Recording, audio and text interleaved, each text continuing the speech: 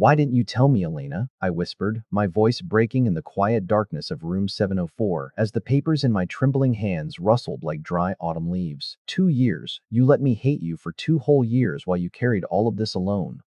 Elena sat on the edge of the narrow hospital bed in a pale blue cotton gown, her waist-length raven hair falling in loose, fragile tangles over her trembling shoulders. Tears spilled silently from her crystalline sapphire eyes, pooling at the curve of her porcelain jaw as she looked up at me. The fearsome, untouchable ice empress of Saint Jude Academy, now looking like a broken child lost in the dark. Because every time you looked at me with anger, it hurt less than the thought of you disappearing, Ren. I never knew how to look at you without freezing. I looked down at the worn leather sketchbook clutched against my chest, feeling my knees give out as 500 hand-drawn portraits of my own smile stared back at me beneath the dim fluorescent lights of the intensive care ward. Beside the sketches lay certified commercial property deeds, structural safety inspection surveys, and a formal disciplinary censure bearing her family's corporate crest, a mountain of secret sacrifices made by a girl I had sworn never to speak to again. I had spent 2 long years convinced she was a cruel, arrogant heiress who derived sadistic pleasure from my humiliation. But standing in that sterile room, the truth shattered my chest like an anvil through glass. I was the one who had been completely, willfully blind. Every cold glance, every harsh word, and every icy dismissal that had driven me to the brink of despair was not malice. It was the armor of a girl who had been bleeding in the dark just to keep me standing in the light. I clutched the rough leather cover of the sketchbook against my racing heart, remembering the countless nights I had cursed her name in empty corridors, unable to fathom how deeply a human soul could love in absolute silence. The monitor beside her bed beeped in a slow, fragile cadence, each rhythmic tone echoing the precious fragility of the life she had nearly thrown away to protect mine. Outside the seventh-floor window, the metropolis stretched into the rainy night like a sprawling sea of blurred neon lights, cold and indifferent to the quiet tragedy inside. I reached out with a trembling hand, brushing a stray lock of raven hair from her damp forehead, feeling the faint, rapid flutter of her pulse beneath her cool skin. She didn't flinch away this time. She simply looked into my eyes with an exhaustion so profound that it felt as though she had been holding up the sky alone for centuries. "I thought you were trying to destroy me," I whispered, tears blurring my vision as I looked at the dark bruises on her pale arms from medical needles. "I thought you hated my existence from the very first day." Elena shook her head slowly, her lips parting in a trembling breath. "I loved you from the moment you saved me in the snow, Ren, but every time I came close, my voice seized in my throat and all I could do was glare. But to understand how I ended up standing in that moonlit hospital room holding 500 drawings of my face and weeping over a woman I thought was my enemy, you have to understand the ruthless world of Saint Jude Academy. Saint Jude was an elite private sanctuary perched high on the mist-shrouded plateau overlooking the metropolis, a gilded cage where dynastic bloodlines, multinational conglomerates, and offshore trust funds dictated every student's survival. I did not belong in those towering marble corridors. I was an outsider from the industrial district who had clawed my way through the admissions gates on a razor-thin merit scholarship, spending my mornings in advanced macroeconomic theory seminars and my nights scrubbing grease-stained floors in commercial kitchens to pay for my sick grandmother's respiratory treatments. In an academy where teenage aristocrats wore bespoke suits and carried timepieces worth more than my family's entire apartment, survival meant keeping your head down, avoiding eye contact with the board members' children, and praying you remained completely invisible. Yet from my very first week on campus, invisibility proved to be an impossible fantasy because I had caught the cold, terrifying attention of Elena Sterling. Elena was the sole heiress to the Sterling conglomerate, an untouchable academic prodigy with an ethereal face carved from flawless porcelain and an aura so chillingly aloof that students and senior faculty alike parted like water whenever her polished leather heels clicked against the grand rotunda floor. Turo, they called her the Ice Empress, and a single piercing glare from her crystalline blue eyes was enough to silence the loudest varsity athletes in the academy courtyard. She never smiled, she never engaged in casual conversation, and she never showed a shred of mercy to anyone who dared cross her path. And for reasons I could never comprehend, she had chosen me as her personal target of destruction. My first direct confrontation with Elena occurred on a crisp Tuesday morning in early October, beside the historic marble fountain in the Academy's central courtyard. I was rushing to my advanced monetary policy seminar with an armful of heavy leather binders and hand-annotated research notes, running on 2 hours of restless sleep after an exhausting graveyard shift at a commercial laundromat. The air was sharp with the scent of fallen pine needles, and the grand limestone facade of St. Jude loomed over the gravel walkways like a medieval fortress of modern privilege. A careless senior in an embroidered varsity blazer shoved roughly past me on the narrow gravel path, knocking my loose papers across the damp stone tiles and scattering weeks of handwritten statistical models into the biting autumn wind. I dropped to my knees immediately, desperately gathering the damp sheets before the morning dew could ruin the black ink, my fingers scraping against the freezing cobblestones as students stepped around me with indifferent chuckles. I could feel the cold moisture soaking through the knees of my worn trousers, my pulse hammering in my ears as I scrambled across the stone tiles. Suddenly, the lively morning chatter of 80 students vanished into absolute, suffocating silence, and a long, slender shadow fell directly over my outstretched hands.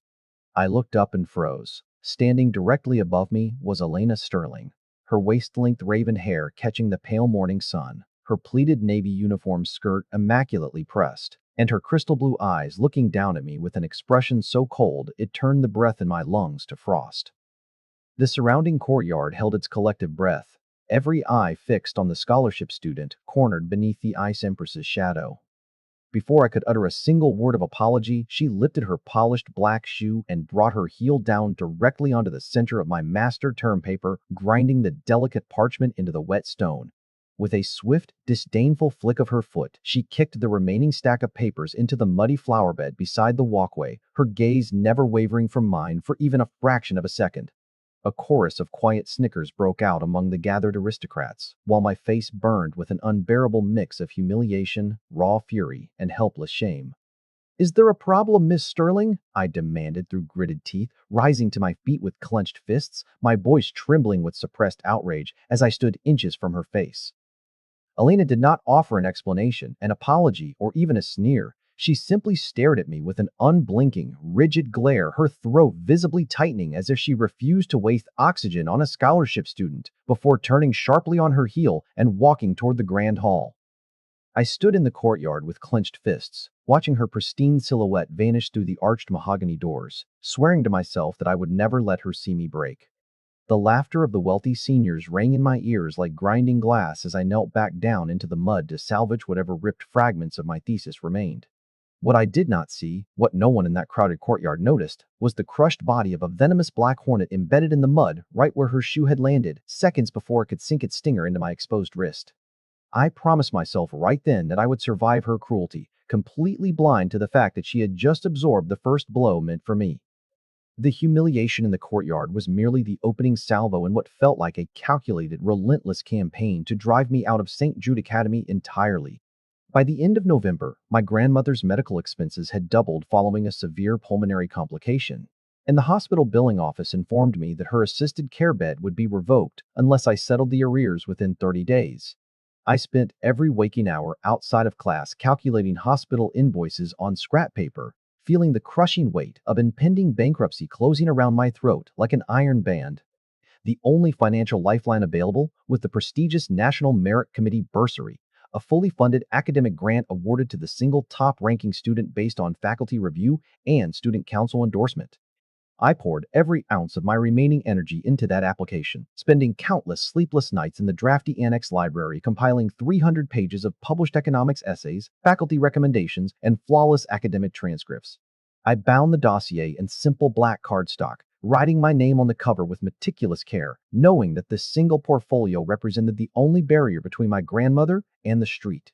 On the afternoon of the final evaluation, 12 senior faculty members and the Executive Student Council convened inside the historic oak-paneled assembly chamber to review the finalist portfolios. I sat in the public gallery, with my hands tightly clasped in my lap, listening with cautious hope as my faculty advisor, Mr. Henderson, praised my research and recommended an immediate disbursement of the grant. The murmurs among the professors were overwhelmingly positive, and for a fleeting moment I dared to believe that pure merit could overcome class prejudice in those gilded halls. Then, Elena Sterling stood up from the executive rostrum, her commanding presence pulling the entire chamber into breathless, pin-drop silence. She walked slowly to the center table, picked up my dossier, and unscrewed the gold cap of a heavy fountain pen with cold, deliberate precision.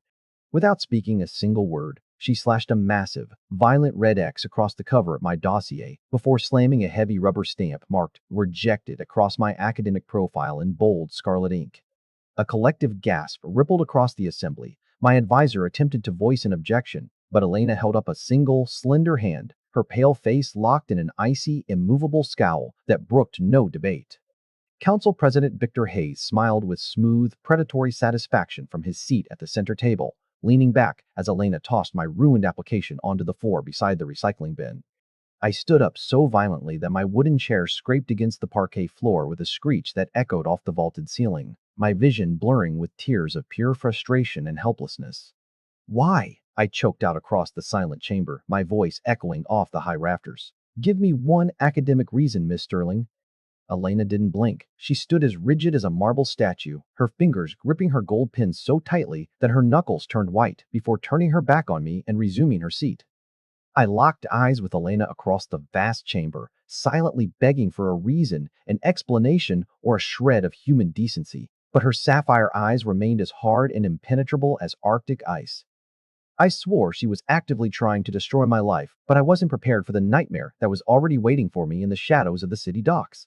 With the National Merit Grant brutally stripped away, I had no choice but to take the most dangerous, grueling job available in the city's industrial underbelly.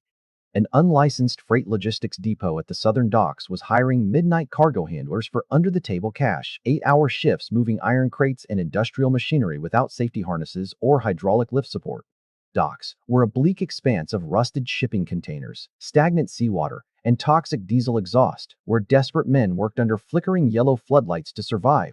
Every night after completing my academy coursework at midnight, I rode my rusted bicycle 4 miles through freezing coastal winds to the dilapidated dock warehouse, hauling heavy freight until 5 in the morning. My hands were covered in bloody blisters and split calluses, my lower back burned with constant agony, and my uniform smelled faintly of diesel fuel. But the weekly cash envelope was the only thing keeping my grandmother in her hospital bed. The warehouse itself was an ancient, decaying relic of corrugated iron and corroded steel girders that groaned under the weight of winter gales. Water leaked through rusted roof seams, pooling around exposed electrical junction boxes, but none of the laborers dared complain for fear of losing their daily pay. On my 4th night on the job, while I was hoisting a wooden pallet of heavy brass pipe fittings near the corroded support columns, the warehouse metal shutter doors slammed open with a deafening crash. 2 private security guards in tailored dark coats marched through the torrential rain, followed by a middle-aged corporate attorney carrying an executive briefcase embossed with the Sterling family crest. The warehouse foreman rushed over, bowing nervously as the attorney handed him a certified legal cease and desist order and a commercial termination settlement check. "Effective immediately, all loading operations on this parcel are permanently shut down," the attorney announced in a crisp, authoritative voice that cut through the roar of the dock cranes. "All casual laborers are to vacate the premises within 10 minutes. Anyone caught on site after midnight will be prosecuted for criminal trespass." I stood frozen in the middle of the loading bay, my leather gloves dripping with greasy rainwater, unable to comprehend what was happening. "Wait, you can't just fire us. I have a shift contract. I need this money," I shouted, rushing toward the foreman. The 2 security guards stepped directly into my path, their broad shoulders blocking my way with stone-cold indifference. "Orders come straight from Miss Sterling's private foundation, kid. Pack your gear and get lost." I was shoved roughly out into the freezing mud behind the chain-link fence, watching in helpless despair as the heavy padlock clicked shut on the warehouse gates, cutting off my last remaining source of income. I walked 4 miles home in the rain, cursing Elena Sterling's name with every breath, convinced she had tracked me to the docks just to strip away my last shred of human dignity. 48 hours later, a breaking news broadcast on the diner television showed the same dock warehouse collapsed in a catastrophic structural failure, with 400 tons of corrugated steel roof crushing the exact loading bay where I had been standing. I thought she was a monster for terminating my shift, never imagining the steel grave she had just pulled me out of. I returned to Saint Jude the following Monday feeling like a ghost, running on pure adrenaline and sheer obstinacy as hostile whispers followed me down every corridor. The story of Elena's public rejection in the council chamber had spread like wildfire across all 4 academic tiers, turning me into an absolute pariah among the wealthy student body. Students who had previously shared lecture notes now turned their backs when I walked into the lecture halls, terrified that being seen near me would attract the Ice Empress's lethal displeasure. The isolation was suffocating, turning the grand limestone corridors into a gauntlet of sneers, pointed glances, and mocking whispers that followed me from homeroom to study hall. I kept my head held high, refusing to give them the satisfaction of seeing my despair, but every cold shoulder felt like a needle pressed into raw skin.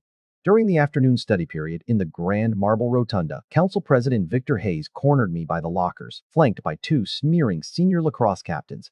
Victor was the heir to Hayes Pharmaceutical Corporation, a tall, sharp-featured aristocrat with slicked-back blonde hair, narrow amber eyes, and an insufferable veneer of aristocratic superiority.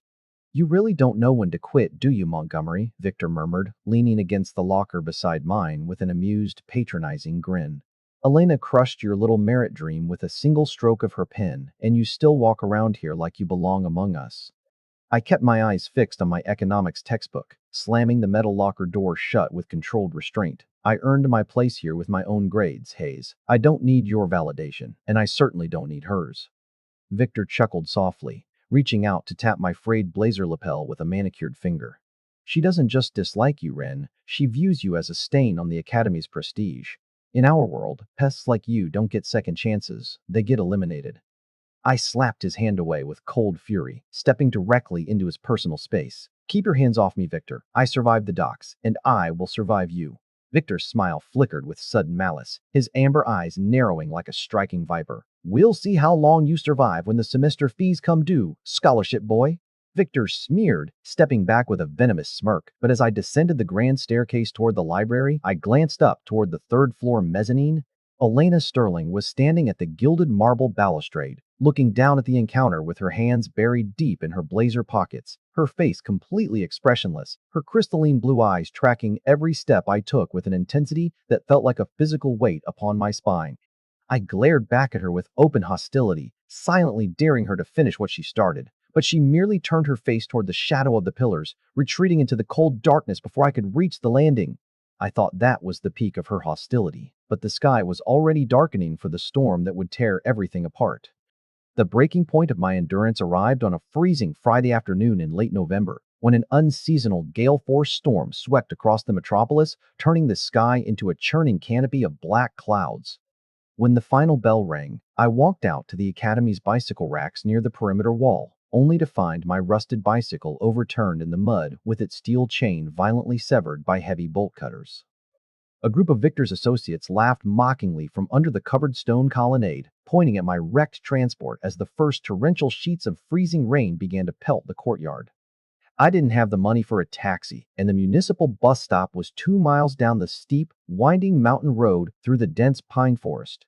With no other choice, I pulled my thin canvas school blazer over my head and began walking down the flooded driveway toward the massive iron gates, shivering violently as icy water soaked through my thin cotton shirt within seconds. The wind howled through the bare branches of the oak trees, whipping needles of freezing rain into my face until my teeth chattered and my vision blurred. The mountain road was treacherous, slick with wet leaves and freezing sludge that seeped through the worn soles of my dress shoes. Every gust of wind felt like frozen needles stabbing through my chest, and I had to lean forward just to keep from being knocked into the flooded ditch. As I reached the wrought iron pillars of the outer gate, the low hum of a luxury V12 engine purred behind me, and a sleek black custom limousine pulled to a stop directly beside the curb, its headlights cutting through the blinding deluge. The rear-tinted window slid down smoothly, revealing the pristine porcelain profile of Elena Sterling, looking dry, warm, and untouched by the misery surrounding her. She stepped out into the storm under a large black golf umbrella, her long raven hair whipping in the violent wind, her dark wool coat fastened securely to her chin. She walked straight toward me through the puddles, her face locked in that same terrifying, rigid glare that had haunted me for months, her sapphire eyes wide, intense, and unblinking. She reached out her right hand, holding the expensive ebony-handled umbrella toward my chest, and then, with a sudden, careless jerk of her wrist, she let go, letting the umbrella fall into the dirty mud between my soaked boots. Without a single word, without a look of regret, she turned around, climbed back into the leather interior of her limousine, and slammed the heavy door shut before the car accelerated away into the storm, spraying cold water across my knees. I stood alone in the howling rain, staring down at the mud-caked umbrella at my feet, feeling something fundamental and irreplaceable snap inside my chest. A final, agonizing realization that no matter how hard I worked, people like Elena Sterling would always look at people like me as nothing more than dirt to be stepped on. Standing alone in the mud, something inside me broke forever, and the next morning, I decided to end our war on my own terms. I did not sleep that night. I sat in my freezing dorm room with a hot mug of tap water, listening to the rain rattle against the cracked window pane, drafting my formal transfer paperwork with cold, deliberate clarity. The humiliation of the storm had burned away whatever lingering desire I had to prove myself to the Academy's elite. I spent hours staring at the ink drying on my transfer form, knowing that walking away meant abandoning my original academic ambitions, but my self-respect was the only thing I had left to protect. Every drop of rain against the glass reminded me of the umbrella sinking into the mud in her boots, a silent testament to the unbridgeable chasm between our worlds. Early the next morning, before homeroom commenced, I marched up the spiral staircase to the Executive Student Council office on the fourth floor, pushing the heavy mahogany double doors open without knocking. Elena Sterling was sitting alone at the long rosewood boardroom table, surrounded by stacks of administrative ledgers, a porcelain teacup steaming untouched beside her left hand. The morning light poured through the stained glass arched windows, casting sharp crimson and indigo patterns across the polished floorboards. When she saw me enter, her shoulders jerked slightly, and she immediately sat upright, her face stiffening into that familiar, unreadable wall of ice as her hands disappeared beneath the desk. "I came to ask you a simple question, Miss Sterling," I said, my voice eerily calm, stripped of all anger, all pleading, and all warmth. "Does breaking me make you feel powerful? Does watching a scholarship student struggle for medicine and tuition give you a sense of aristocratic accomplishment?" Elena's throat moved convulsively as she parted her lips to speak, but no sound came out. Her chest rose and fell in rapid, shallow breaths, her pale jaw clenching so tightly that a muscle twitched beneath her fair skin. Her eyes flared with an intense, desperate light that I interpreted as pure, boiling disdain, an arrogant refusal to even acknowledge my presence with spoken language. She gripped the edges of the rosewood table with such force that the tips of her slender fingers turned bloodless and white, her breathing shallow and ragged in the dead silence of the room. "You don't have to worry about looking at me anymore," I continued, tossing my signed transfer application onto the center of the polished rosewood table between us. "I've transferred my academic credits to the outer annex campus across the river. You won't have to see my face in your courtyard ever again." Elena's eyes widened in sudden, horrific shock. She reached out across the table, her slender fingers trembling violently as if trying to grab the edge of the document or touch my sleeve.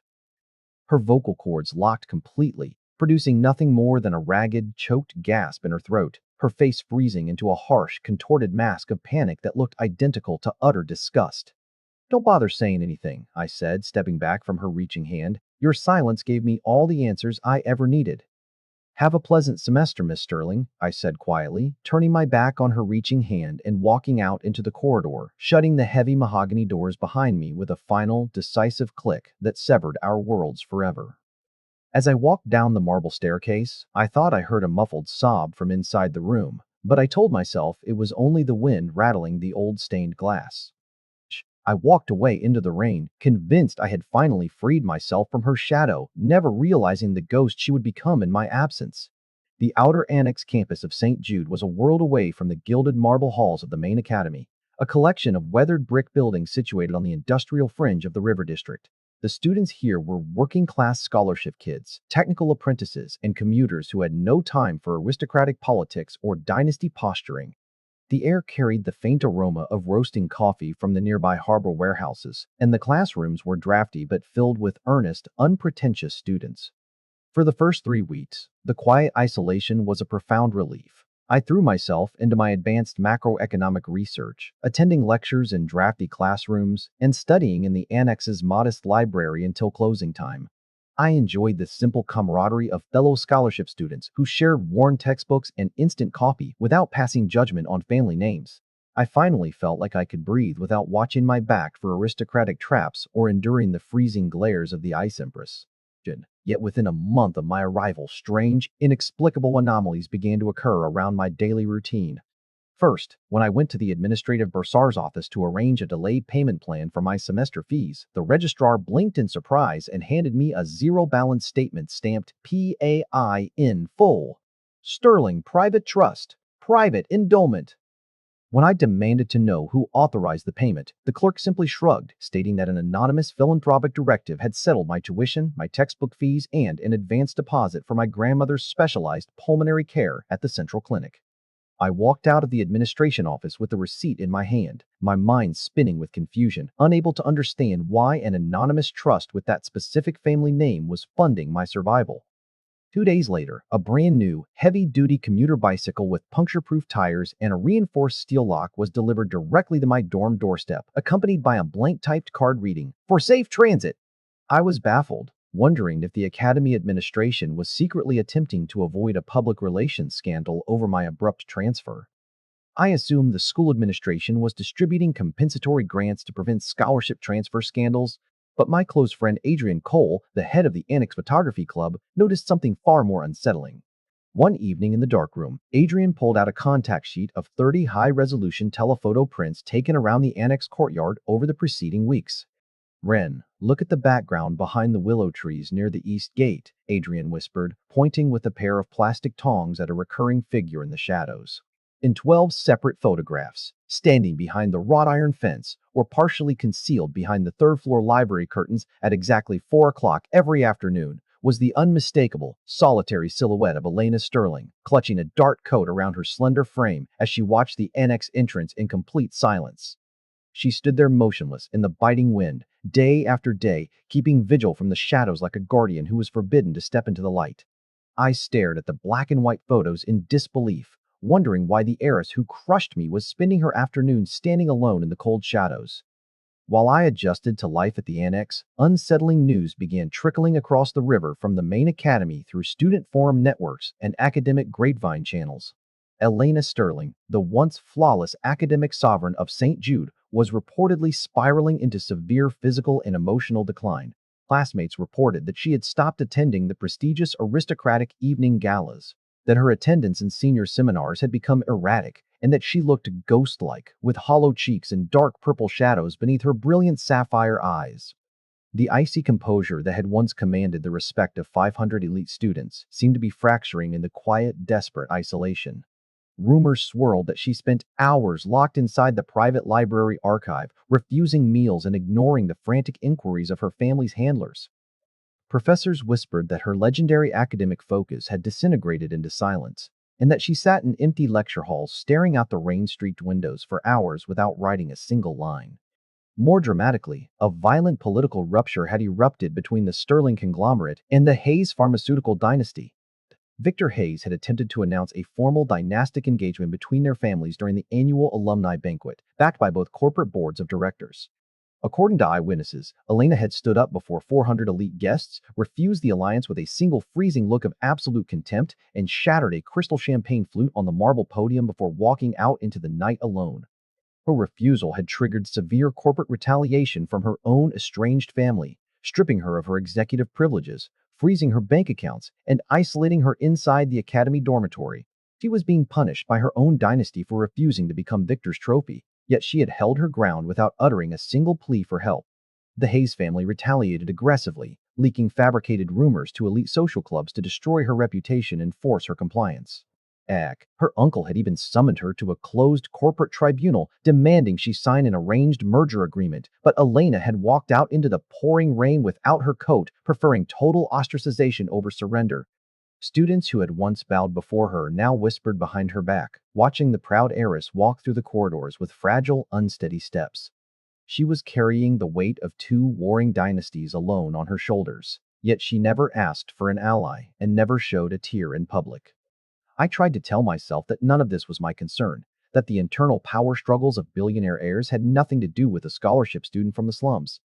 Yet every time I looked out the annex library window at 4 o'clock and saw the empty space beneath the willow trees where her silhouette used to stand, a sharp, uninvited pang of unease tightened in my chest. The Ice Empress had built an impenetrable fortress around herself, but for the first time in 2 years, the walls appeared to be crumbling from the inside out. The ice Empress was bleeding in silence, but before I could understand why, the final strike shattered the Great Hall. The crisis reached its boiling point on the third morning of citywide midterm examinations inside the main academy's historic Great Hall.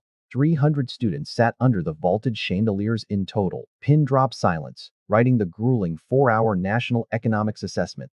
The hall was filled with the rhythmic scratching of fountain pens against paper until 2 hours into the exam, a sharp, violent sound of breaking china in wooden chairs collapsing echoed across the marble floor. Elena Sterling had collapsed, face forward onto her desk, her porcelain skin burning with acute fever, coughing violently into a white silk handkerchief that came away stained with bright crimson blood. Paramedics rushed into the hall with a gurney, rushing her through the rain to the intensive care pavilion at Central Metropolitan Hospital with severe physical exhaustion, acute malnutrition, and stress-induced respiratory collapse. The entire academy was thrown into turmoil, but I knew nothing of the disaster until late that afternoon, when the heavy oak door of the annex library opened and Chloe Bennett walked in. Chloe was the academy's senior head librarian, a gentle, soft-spoken woman who had spent 5 years managing the academy's private archives and was known as Elena's only trusted childhood companion. She walked straight to my corner study table, her hazel eyes red-rimmed from crying, her hands trembling as she placed a small, ornate brass key on top of my open notebook. "She is in the hospital, Ren," Chloe said, her voice cracking with suppressed grief. "The doctors don't know if she will wake up before morning." I looked up in surprise, keeping my voice guarded. "I'm sorry to hear that, Miss Bennett, but why are you telling me?" Elena Sterling made it very clear that she despised my existence. Chloe looked at me with an expression of such profound, devastating sorrow that the breath caught in my throat. "You fool, you blind, stubborn fool. You think Elena hated you? Take this key to the private archive behind the library mezzanine. See what the girl you despised has been doing for you every single day of her life." "She never had a voice to tell you herself," Chloe whispered, hot tears spilling over her eyelashes. "If you have any heart left in your chest, Ren Montgomery, go see what she sacrificed to keep you here." "She has lived in terror of her family destroying you, Ren," Chloe continued, her fingers digging into the wood of the table. "Every single cruelty you thought she committed was a shield she threw over your head while taking the daggers into her own back. She collapsed because she spent every night working to pay your grandmother's hospital fees out of her own private account after her family cut her off," Chloe sobbed, burying her face in her hands. "She stopped eating, Ren. She gave up everything." "Go to the archive, Ren," Chloe pleaded, her voice dropping to a desperate whisper, "before it's too late to save her." My hands shook as the brass key touched my palm, and for the first time in 2 years, a cold dread began to claw at my throat. I took the brass key and crossed the river in a daze, entering the deserted main academy library long after twilight had fallen over the marble campus. Following Chloe's quiet instructions, I climbed the narrow spiral iron staircase behind the philosophy stacks, unlocking a heavy oak door marked Sterling Archive, Private Access. Inside was a small, immaculate study illuminated by a single green banker's lamp on a walnut desk, smelling of old paper, lavender oil, and cedarwood. On the center of the desk sat a heavy steel lockbox. With trembling fingers, I inserted the brass key into the cylinder and turned it with a soft, resonant click. The lid swung open, revealing 4 categorized manila folders and a velvet-lined wooden box. The first folder contained the official commercial buyout deed for the dock freight warehouse, signed by Elena Sterling using her personal inheritance trust, dated 12 hours before the building's catastrophic roof collapse, with an attached internal engineering survey highlighting critical foundation cracks marked in urgent yellow highlighter. Immediate evacuation required. Ren in danger. The second folder contained the original National Merit Committee dossier. Attached to the back were police evidence photos showing stolen national exam answer sheets that Victor Hayes had planted inside my locker to frame me for criminal expulsion. Elena had drawn the red X across my file before the faculty to instantly void the committee jurisdiction, absorbing a severe formal disciplinary censure from the board to confiscate and burn the planted evidence in private. Inside the velvet-lined box lay the mud-stained black umbrella from the storm at the iron gates, perfectly preserved with a small, water-damaged handwritten note pinned to the fabric. I waited 3 hours in the cold just to give him this, but my hands shook so hard I dropped it in the dirt. I couldn't even say, "Take it." I failed him again. And beneath the folders lay a thick, worn leather sketchbook. I opened the first page with tears blurring my vision. On the paper was a detailed charcoal sketch of myself from 2 years ago, wearing my worn winter coat, kneeling in a snowy alley behind the city library, wrapping my frayed woolen scarf around a shivering, unconscious runaway girl before calling the municipal ambulance and disappearing into the blizzard. Page after page followed. 500 individual drawings of my face, studying under the courtyard trees, laughing with classmates, drinking coffee on the library steps, carrying books in the rain. Every drawing dated, cataloged, and rendered with an agony of unspoken, breathtaking love. Every single portrait captured a moment. I thought I was alone, drawn with an intimacy and gentleness that tore through my defenses like a tidal wave. On the final page, written in delicate, shaky script beside a portrait of me looking out the annex window, was a single sentence: "If my silence keeps you safe from this family, I will let you hate me until the day." I read her final diary entry through a blur of blinding tears, and the weight of 500 days of silent love crushed me to my knees. A sound like a wounded animal tore from my throat as I dropped the sketchbook against my chest, collapsing to my knees on the hardwood floor of the archive. Every cold glance, every harsh kick, every frozen silence that I had cursed for 2 years replayed in my mind with excruciating clarity, not as acts of cruel arrogance, but as the desperate, clumsy sacrifices of a terrified girl who was tearing herself apart to keep me alive. She had never hated me. She was suffering from severe emotional paralysis, trapped in a ruthless dynasty that punished warmth with destruction, her voice locking in panic whenever her heart raced in my presence. She had spent 2 years enduring the hatred of the boy she loved, standing in the freezing shadows every afternoon just to catch a glimpse of my face. I thought of every cold look she had ever directed at me, now understanding that those piercing sapphire eyes were not judging me with aristocratic disdain. They were crying out from behind an unbreakable wall of glass. I slammed the lockbox shut, grabbed the leather sketchbook, and bolted out of the library, sprinting down the spiral staircase into the night. I ran across the campus to my annex dorm room, tore open my wardrobe locker, and pulled out the old, frayed woolen scarf, the exact same scarf I had wrapped around her neck in the snowy alley 2 years ago. Outside, the autumn sky opened up into a blinding torrential deluge, rain pounding the pavement in deafening sheets as lightning cracked across the metropolis skyline. I didn't wait for a bus, and I didn't touch my bicycle. I gripped the scarf in one hand and the sketchbook in the other, and I ran. I ran 3 miles through the flooded avenues, my soaked shoes slapping against the asphalt, my lungs burning like hot coal, water streaming into my eyes as my chest heaved with frantic, desperate prayers.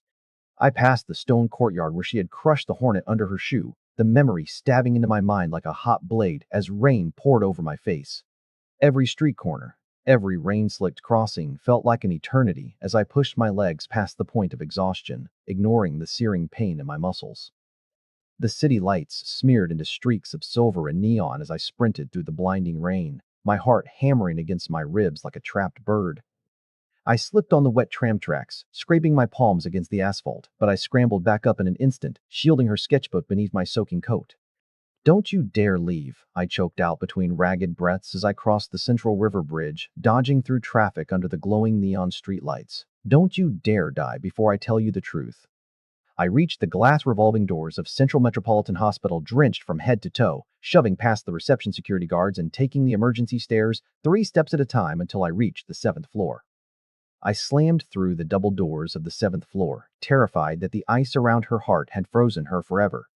I pushed open the door of room 704 with trembling hands, my soaked clothes dripping water onto the linoleum floor as the heavy latch clicked shut. Elena Sterling sat on the edge of the narrow hospital bed, wearing a pale blue cotton gown, an intravenous line taped to the back of her left hand, looking out the rain-streaked window into the dark city. When she heard the door open, she turned her head, seeing me standing there drenched, clutching her sketchbook and the old scarf. Her entire body went rigid with terror. Her pale face instinctively hardened into that familiar, terrifying scowl, her jaw clenching as her vocal cords locked tight, her hands gripping the white bedsheets in a desperate attempt to push me away before she broke. I didn't hesitate. I crossed the room in 3 strides, dropped to my knees beside the bed, and gently draped the warm woolen scarf around her shivering shoulders. Elena's crystalline blue eyes widened in utter, paralyzing disbelief as she looked down at the frayed woolen fabric resting against her collarbone. She reached up with trembling fingers, touching the rough wool that had saved her life 2 years ago in the snowy alley, her breath hitching in her chest. "I know, Elena," I said softly, my voice trembling with tears that I could no longer hold back. I found the archive. I found the warehouse deed. I found the exam dossier, and I found the 500 drawings. The rigid, terrifying mask of the Ice Empress cracked completely. Her lower lip began to quiver violently, and for the first time in 2 years, the icy paralysis that had trapped her voice melted away into a ragged, heartbreaking sob. I I tried to speak to you, she wept, burying her pale face in both hands as hot tears soaked through the wool of the scarf. Every single time I saw you, my chest burned so badly that I couldn't breathe. I was so afraid they would destroy you, like they destroyed everything else I loved. I reached up and gently pulled her trembling hands away from her face, taking her ice-cold fingers into my warm palms and holding them tightly against my chest. You don't have to protect me from the shadows anymore, Elena, I whispered, looking straight into her tear-filled sapphire eyes with unconditional warmth. I'm not going anywhere. We're going to face them together. You don't hate me? She whispered, her voice fragile and small as she rested her forehead against my shoulder. I could never hate you, I answered, wrapping my arms around her trembling frame as the rain tapped gently against the glass. I was just waiting for you to let me see you. She held onto my wet coat with both hands, as if terrified I would evaporate into the storm, letting 2 years of suppressed agony wash away in tears against my chest. For the first time in 2 years, the ice was gone. But outside those hospital walls, Victor Hayes was already preparing his final execution. And Monday morning, Saint Jude Academy's great assembly hall was packed to maximum capacity with 800 students, board trustees, and faculty members. Council President Victor Hayes stood at the center podium under the blazing chandeliers, delivering a formal motion to permanently revoke my scholarship and initiate disciplinary expulsion on fabricated charges of library archive trespassing. Scholarship students who cannot respect institutional boundaries have no place in our prestigious academy, Victor proclaimed with smooth, venomous triumph, holding up a forged security log. I move for an immediate, unanimous vote of termination. Before the board chairman could call for the vote, the heavy 10-foot oak double doors at the back of the hall swung open with a thunderous boom that echoed through the vaulted ceiling. The entire assembly turned in stunned silence as I walked down the central red carpet in a pristine, tailored Navy Academy uniform, holding hands firmly and openly with Elena Sterling. Elena was dressed in her full executive blazer, her raven hair cascading over her shoulders, her chin held high with regal dignity, and her sapphire eyes shining with a fierce, brilliant clarity that commanded absolute awe. She marched directly up the stage steps, pushed Victor aside from the podium with effortless authority, and connected a high-speed encrypted flash drive into the master projector console. Across the massive auditorium screens flashed bank transaction records, surveillance footage, and private correspondence proving Victor Hayes had systematically embezzled student council funds, bribed dock inspectors, and fabricated the exam theft scheme to destroy scholarship applicants. The board chairman stood up in furious outrage, calling campus security to immediately strip Victor of his presidency and escort him from the premises under formal criminal indictment. As Victor was dragged out in disgrace, shouting incoherent threats as handcuffs clicked around his wrists, Elena stepped back to the center of the stage, looked out over the stunned student body, and reached down to take my hand once again, raising our intertwined fingers before the entire academy. The faculty council immediately convened an emergency session on the stage, formally ratifying my 4-year merit fellowship and expunging every false mark from our records. For the first time in the history of Saint Jude Academy, the untouchable Ice Empress did not glare. Her lips parted into the most radiant, breathtaking smile the school had ever witnessed, illuminating the entire auditorium like morning sunlight breaking through winter clouds. The entire great hall erupted into thunderous applause, students and professors rising to their feet in tribute to the truth we had fought so hard to uncover. The students parted in reverent silence as we walked down the central aisle together, no longer separated by wealth or fear, our hands locked tightly in mutual resolve. As we walked out into the warm Golden Spring courtyard together hand in hand, I looked at the girl beside me and finally understood the profound truth of our journey. The deepest love in this world is rarely spoken in loud, empty declarations. It is proven in the quiet, fearless sacrifices made in the dark.